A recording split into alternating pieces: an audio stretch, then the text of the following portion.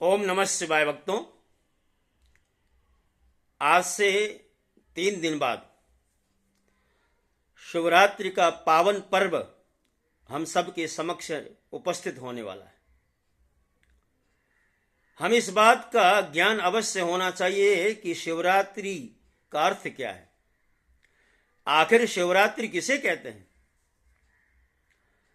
शिवरात्रि का अर्थ वह रात्रि है जिसका शिव तत्व के साथ घनिष्ठ संबंध है। भगवान शिव जी की अति प्रिय रात्रि को शिवरात्रि कहा गया है। शिवार्चन और जागरण ही इस व्रत की विशेषता है। इसमें रात्रि भर जागरण एवं शिवाभिषेक का विधान है। श्री पार्वती जी की जिज्ञासा पर भगवान शिव जी ने बताया कि फाल्गुन कृष्ण पक्ष की चतुर्दशी शिवरात्रि कहलाती है। जो उस दिन उपवास करता है वह मुझे प्रसन्न कर लेता है। मैं अभिषेक, वस्त्र, धूप, अर्चन तथा पुष्पादि समर्पण से उतना प्रसन्न नहीं होता जितना कि व्रतोपवास से। फाल्गुने कृष्ण पक्षस्य या तिथि स्यात् चतुर्दशी तस्यां या तामसे रात्रिः सोच्यते शिवरात्रिका। तत्रोपवासं कुर्वाणः प्रसादयति मां ध्रुवम् न स्नानेन न वस्त्रेण न धूपेन च चार्चया तुष्यामि न तथा पुष्पर यथा तत्रोपवासतः। ईशान संहिता में कहा गया है कि फाल्गुन कृष्ण चतुर्दशी की रात्रि को आदिदेव भगवान श्री शिव करोड़ों सूर्यों के समान प्रभाव वाले लिंग रूप में प्रकट हुए। फाल्गुन कृष्ण चतुर्दश्याम आदिदेवो महानिशि शिवलिंग तयोद्भूतः कोटि सूर्य समप्रभ। ज्योतिष शास्त्र के अनुसार फाल्गुन कृष्ण चतुर्दशी तिथि में चंद्रमा सूर्य के समीप होता है। अतः वही समय जीवन रूपी चंद्रमा का शिवरूपी सूर्य के साथ योग मिलन होता है। अतः इस चतुर्दशी को शिव पूजा करने से जीव को अभीष्टतम पदार्थ की प्राप्ति होती है। यही शिवरात्रि का रहस्य है। महाशिवरात्रि का पर्व परमात्मा शिव के दिव्य अवतरण का मंगल सूचक है। उनकी निराकार से साकार रूप में अवतरण की रात्रि ही महाशिवरात्रि कहलाती है। वे हमें काम, क्रोध, लोभ, मोह, मत्सर आदि विकारों से मुक्त करके परम सुख, शांति, ऐश्वर्य प्रदान करते हैं। 4 प्रहर की पूजा का विधान, 4 प्रहर में 4 बार पूजा का विधान है। इसमें शिवजी को पंचामृत से स्नान कराकर चंदन, पुष्प, अक्षत, वस्त्रादि से श्रृंगार कर आरती करनी चाहिए। रात्रि भर जागरण तथा पंचाक्षर मंत्र का जप करना चाहिए। रुद्राभिषेक, रुद्राष्टाध्यायी तथा रुद्री पाठ का भी विधान है। पद्मकल्प के आरंभ में भगवान ब्रह्मा जब अंडज, पिंडज, स्वेदज, उद्भिज एवं देवताओं आदि की सृष्टि कर चुके, एक दिन स्वेच्छा से घूमते हुए क्षीर सागर पहुंचे। उन्होंने देखा कि भगवान नारायण शुभ्र, श्वेत, सहस्र, फणिमौली शेष की सैया पर शांत अधलेटे हुए। गरुड़, नंद, सुनंद, पार्षद, गंधर्व, किन्नर आदि विनम्रतया हाथ जोड़े खड़े।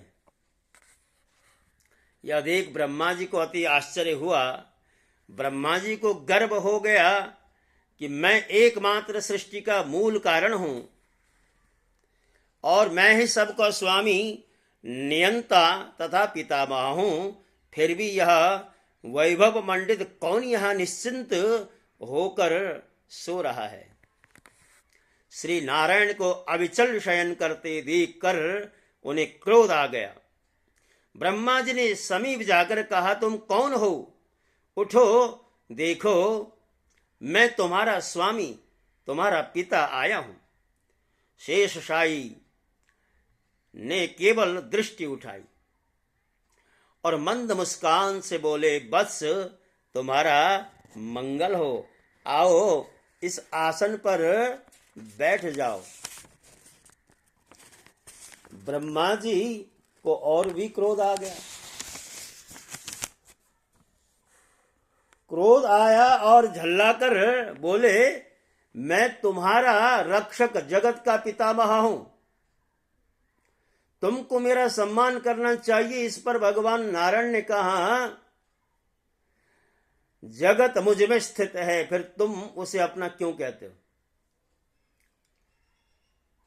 तुम मेरे नाभि कमल से पैदा हुए हो, अतः मेरे पुत्र हो। मैं सृष्टा हूं, मैं स्वामी हूं।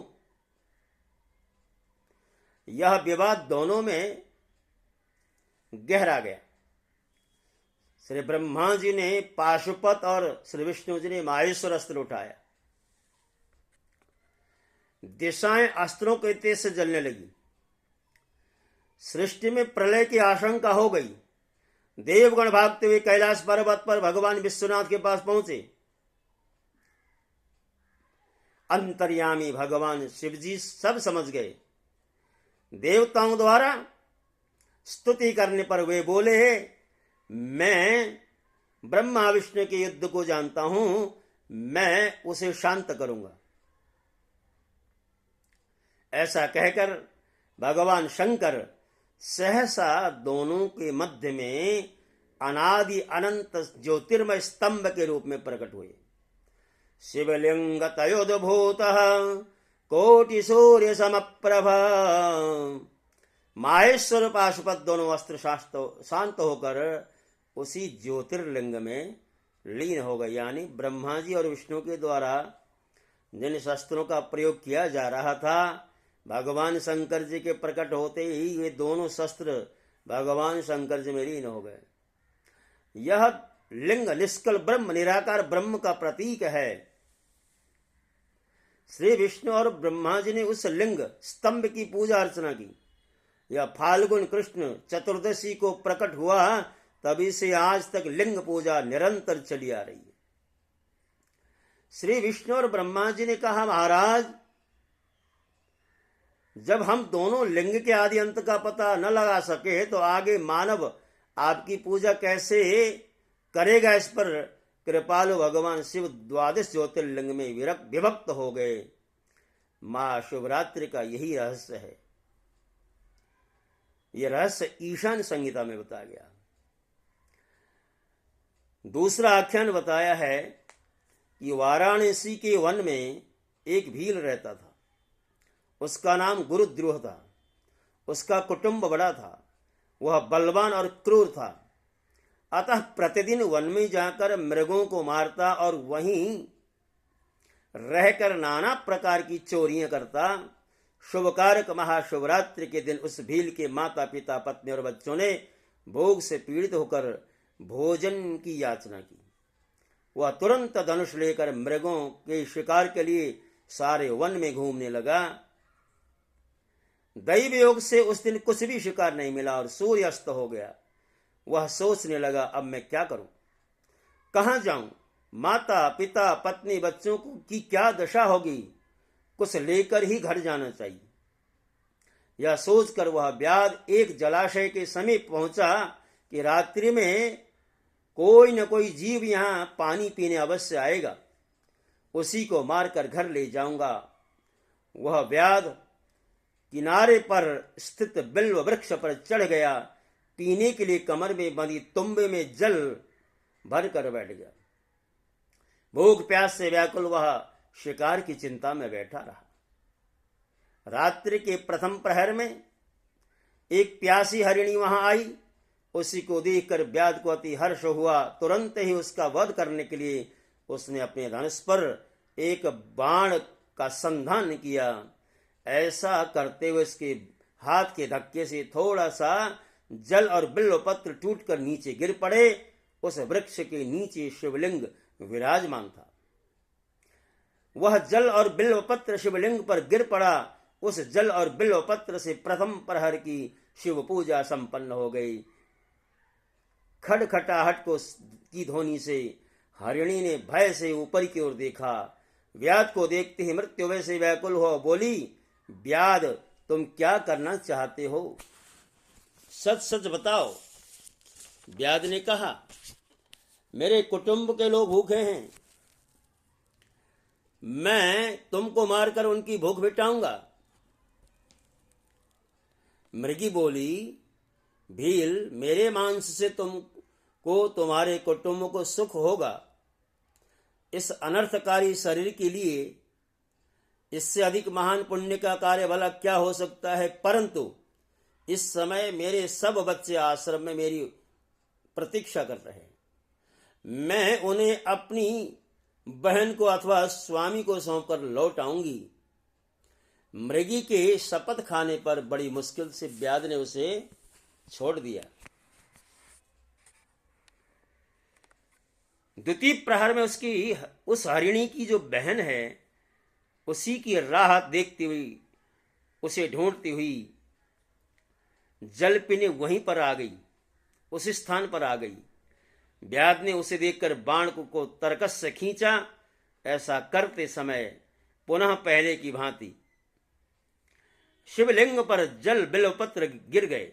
इस प्रकार दूसरे पहर की पूजा संपन्न हो गई। मृग ने पूछा, व्याध ये क्या कर रहे हो? व्याध ने पूर्ववत उत्तर दिया, मैं अपने भूखे कुटुंब को तृप्त करने के लिए तुझे मारूंगा। मृगे ने कहा, मेरे छोटे छोटे बच्चे घर में हैं, अतः मैं उन्हें अपने स्वामी को सौंपकर तुम्हारे पास लौट आऊंगी। मैं वचन देती हूं। व्याध ने उसे भी छोड़ दिया। व्याध का दूसरा प्रहर भी जागते जागते बीत गया। इतने में ही एक बड़ा हृष्टपुष्ट हिरण मृगी को ढूंढता हुआ आया। व्याध के बाण चढ़ाने पर पुनः कुछ जल बिल्वपत्र लिंग पर गिरे। अब तीसरे प्रहर की पूजा भी हो गई। मृग ने आवाज से चौंक कर व्याध की ओर देखा और पूछा, क्या करते हो? व्याध ने कहा, तुम्हारा वध करूंगा। हरिण ने कहा, मेरे बच्चे भूखे, मैं बच्चों को उनकी माता को सौंप कर तथा उनका धैर्य बंधाकर शीघ्र ही यहां लौट आऊंगा। व्याध बोला, जो जो यहां आए हैं सब तुम्हारी तरह बातें बनाकर लौट गए हैं, परंतु अभी तक कोई लौटा नहीं। शपथ खाने पर उसने हरिण को भी छोड़ दिया। मृग सब अपने स्थान पर मिले। तीनों प्रतिज्ञाबद्ध थे, अतः तीनों जाने के लिए हट करने लगे। अतः उन्होंने बच्चों को अपने पड़ोसियों को सौंप दिया और तीनों चल दिए। इन्हें जाते देख बच्चे भी भागकर पीछे पीछे चल दिए। उन सब को एक साथ आया देख व्याध को अति हर्ष हुआ। उसने तरकश से बाण खींचा, जिससे पुनः जल बिल्वपत्र शिवलिंग पर गिर पड़े। इस प्रकार चौथे प्रहर की पूजा भी संपन्न हो। रात्रि भर शिकार के चिंता में व्याध निर्जल भोजन रहित जागरण करता रहा। शिवजी का रंच मात्र भी चिंतन नहीं किया। चारों प्रहर की पूजा अनजाने में स्वतः ही हो गई। उस दिन महाशिवरात्रि थी, जिसके प्रभाव से व्याध के संपूर्ण पाप तत्काल भस्म हो गए। इतने में मृग और दोनों मृगियां बोल उठे, व्याध शिरोमणे, शीघ्र कृपा कर हमारे शरीर को सार्थक करो और अपने कुटुंब बच्चों को तृप्त करो। व्याध को बड़ा विस्मय हुआ। ये मृग ज्ञानहीन पशु होने पर भी धन्य हैं। परोपकारी, हिंसा, हत्या और पाप कर अपने कुटुंब का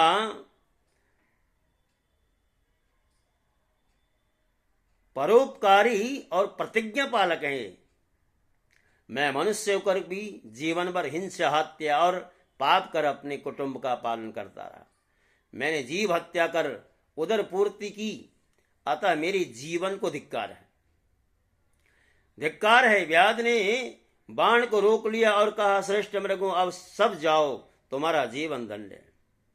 व्याध के ऐसा करने पर तुरंत भगवान शंकर लिंग से प्रकट हुए और उसके शरीर को स्पर्श कर प्रेम से कहा, वर मांगो।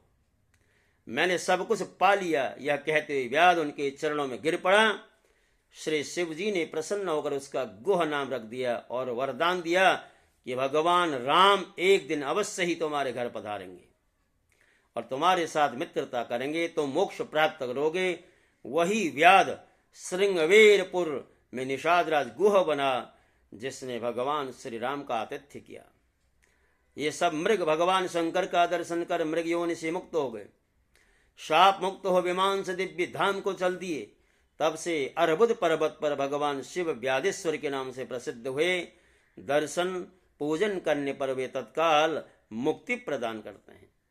यह महाशिवरात्रि व्रत व्रतराज के नाम से विख्यात है। यह शिवरात्रि यमराज के शासन को मिटाने वाली है और शिवलोक को देने वाली है।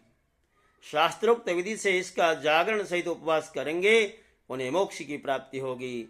शिवरात्रि के समान पाप और भय मिटाने वाला दूसरा व्रत नहीं है। इसके करने से सब पापों का क्षय हो जाता है। भक्तों, जैसा कि हमने कहा, शिवरात्रि निकट है। शिवरात्रि के बारे में कुछ जानकारी भक्तों तक पहुँचे, ये प्रयास हमारा है। न केवल शिवरात्रि ही अपितु आगे जो भी व्रत, जो भी पर्व आने वाले हैं, उन सब के बारे में थोड़ी थोड़ी जानकारी आप सबों लोगों को मिलती रहे, ये हमारा प्रयास रहेगा। जैसा कि हम पहले भी कह चुके हैं, भारतीय संस्कृति पर्वों और व्रतों की धनी है। आए दिन कोई न कोई पर्व, कोई न कोई त्यौहार, कोई न कोई तीज हमारे जीवन में आता ही रहता है। हम बड़भागी हैं। हमारा जो सनातन जगत है, सनातन समाज है, बहुत ही बड़भागी है, क्योंकि हर दिन किसी न किसी पर्व विशेष से, और वो पर्व देवता विशेष से जुड़ा हुआ होता है। पर्व के माध्यम से हम किसी न किसी देवता विशेष के साथ जुड़े होते हैं। और जीवन वही है जो सात्विकता से बीते, जो दान पुण्य भगवान नाम में व्यतीत हो। जीवन वही सार्थक है। जीवन की सार्थकता के मार्ग में हम आगे बढ़ते रहें, यही हमारा प्रयास है। तो आइए इसी के साथ साथ आज के इस प्रसंग को विश्राम दें। ओम नमः शिवाय।